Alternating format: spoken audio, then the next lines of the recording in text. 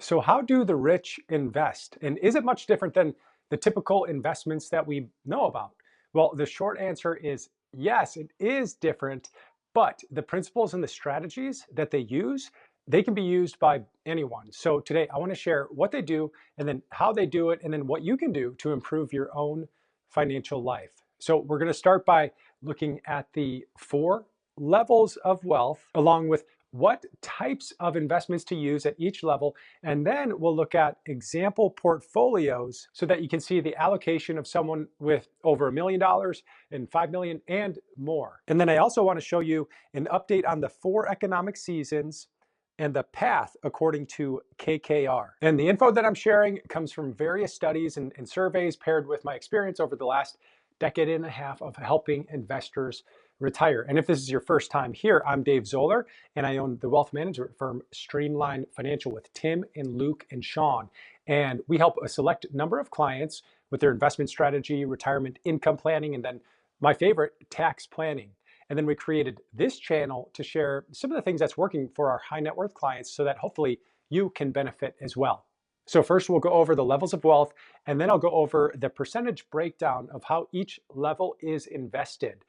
And then something to remember, whenever I talk about high net worth or levels of wealth, people on the internet tend to not like it. But the goal here isn't to make you feel bad or feel less than or feel like, oh, I wish I was there or in this different position.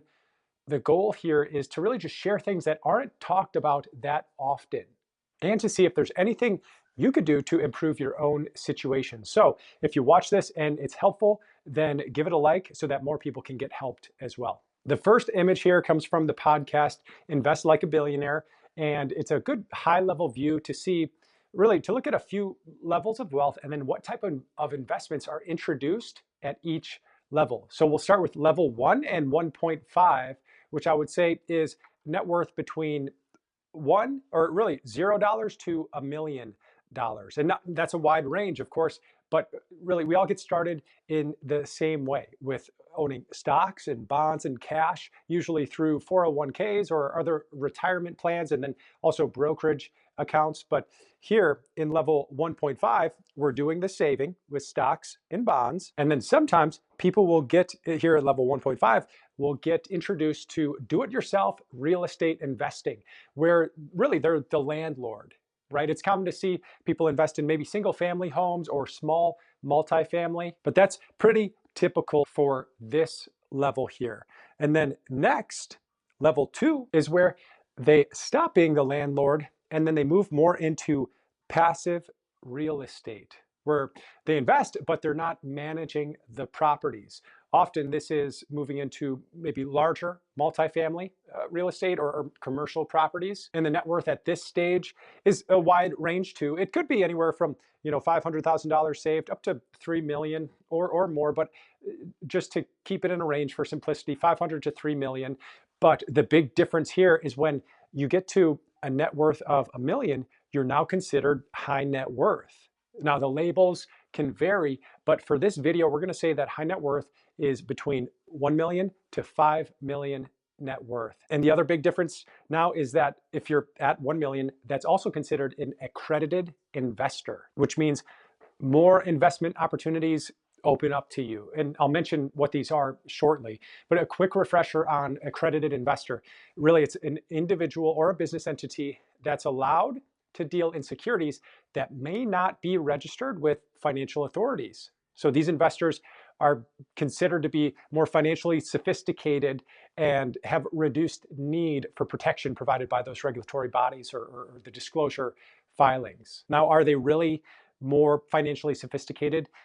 Not always. Not, someone could inherit money and it doesn't mean that they're financially sophisticated, but that's just what the rules are like now. And the criteria for an accredited investor to be one is, for individuals, it's having an annual income exceeding $200,000 or $300,000 if you have a spouse, and that's over the last 2 years, or it's having a net worth exceeding $1 million, either individually or together with a spouse.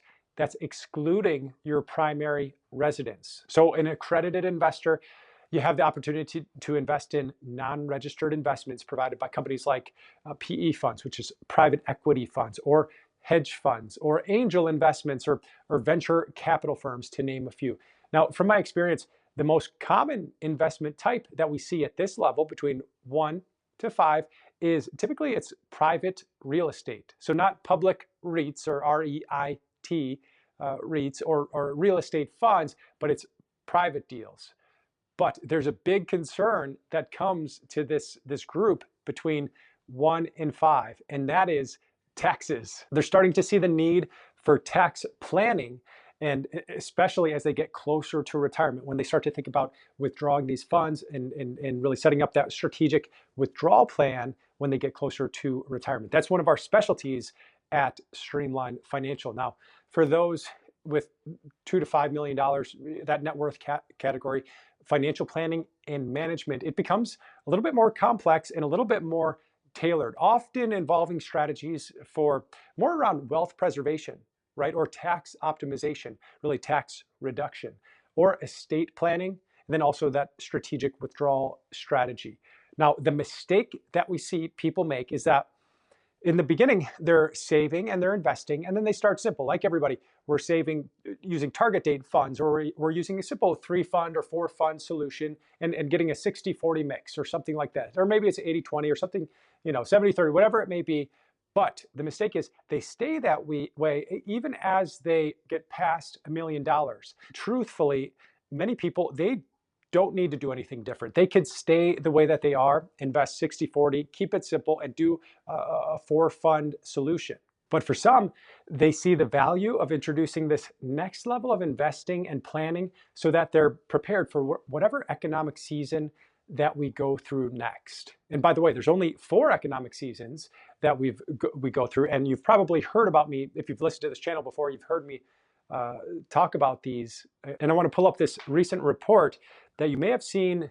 It's related to the 4 economic seasons. And let me just walk you through what this means. So the 4 economic seasons are, you can see growth high over here, inflation high, and then inflation low, growth low. So according to KKR, in 2010 to 2016, we were in a low inflation and low growth period.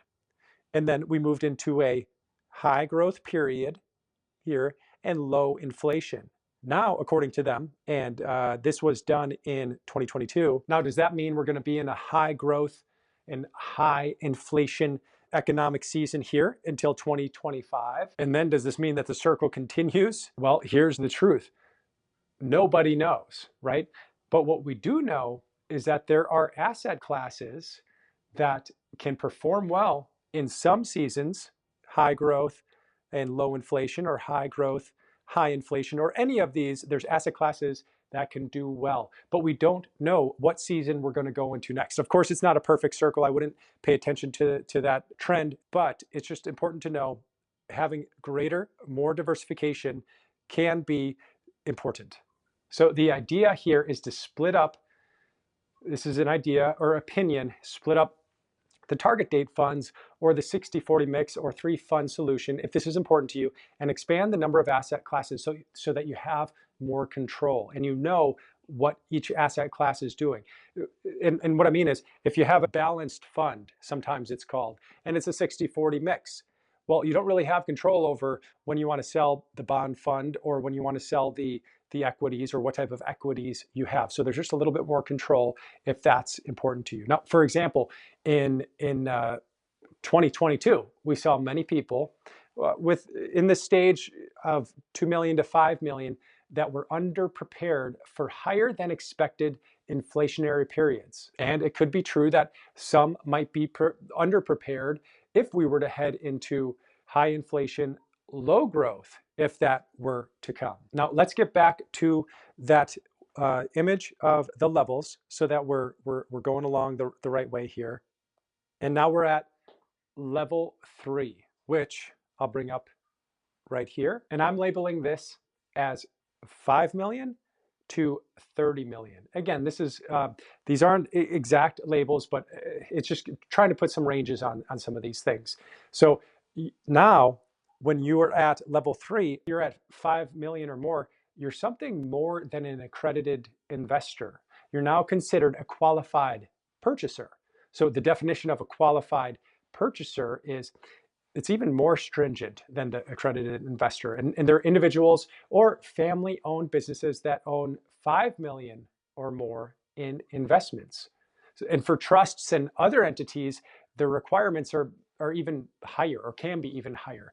Now, qualified purchasers, they've got access to a broader range of complex and higher risk investment opportunities, such as certain hedge funds or private equity funds or private credit or infrastructure, which some of those are not available to accredited investors. So just to recap some of these levels, the level 1, 2, passive real estate, and this is where we're starting to get to 1 to 5.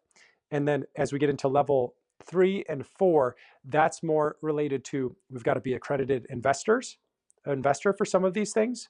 And then for some, we have to be qualified purchasers. So that's the high level view of what's available. Now let's look at the allocation of high net worth investors. And let me know if you like this just by clicking the like button.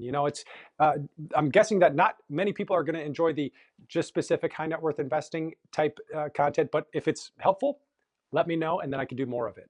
And then also, if you're finding that your financial advisors mainly focused around investments and they're not bringing up tax efficient withdrawal planning or tax planning, reach out for a free planning call below. Now, let's get to what percentage of net worth is invested in these alternatives like PE, meaning private equity, or that private real estate or private credit. This image that I'm going to bring up is from KKR, and it's one of the cleanest examples that I could find. But the negative here is that they lump in high net worth here as 1 million to 30 million. And that's a big, big range. From personal experience, like I said before, between 1 to 5 million, they don't have as much from what I've seen, or maybe this is my opinion, but they don't have as much as in alternative assets, other than their business, if you count that. And they may not have the need for it between 1 to 5. They can get a lot done without that complexity of getting to the next level. But for north of 5 million or maybe 10 million is when alternatives start to be discussed a little bit more. So according to KKR, here's kind of the breakdown. This is where we're focused, high net worth, which according to them, 1 to 30 million. And what they're saying is 50% invested in stock funds, and then 20% invested in bond funds. So this is stock funds, bond funds. And then there's some invested in cash, about 5%. And then the rest is about 25% invested in alternatives, which is real estate, usually a big part of it. Sometimes it's getting into private equity and the other ones that I had mentioned earlier. Now, if you're curious, the other things here, pensions, and then endowments and foundations with less than $1 billion, endowments and foundations with greater than, and then ultra high net worth is above 30 million, where they're having more of a percentage in these alternatives. But here's the mistake here, or it's this thinking of, if I can invest like them, then I'll become wealthy too. If you're not there yet, we're interested to see how the rich invest as if their allocation is how they got wealthy. But we both know that it's not true. The things that get people to $1 million or $5 million or more is not mainly because of how they're invested. Wealth accumulation often originates from the non-investment activities, right? Like business ownership or their professional careers and just their diligent saving, or maybe it's inheritance too. You'll hear from many people, it's easier to make it than it is to keep it. Now it almost sounds like it's not true, but even back in the early 1800s, Nathan Rothschild said, it requires a great deal of boldness and a great deal of caution to make a great fortune. And when you've got it, it requires 10 times as much to keep it, which kind of backs up that claim of it's sometimes easier to make it than it is to keep it. Now, Paul Samuelson, also that Nobel laureate economist, he said, investing should be more like watching paint dry or watching grass grow, right? If you want excitement, take $800 and go to Las Vegas. So as you already know, there's a big mental piece to this investing game, whatever level you're at. So if you're interested in how retirement changes for high net worth retirees, check out this video here. And if you like this one, give it a like, and then I'll see you in the next video. Take care.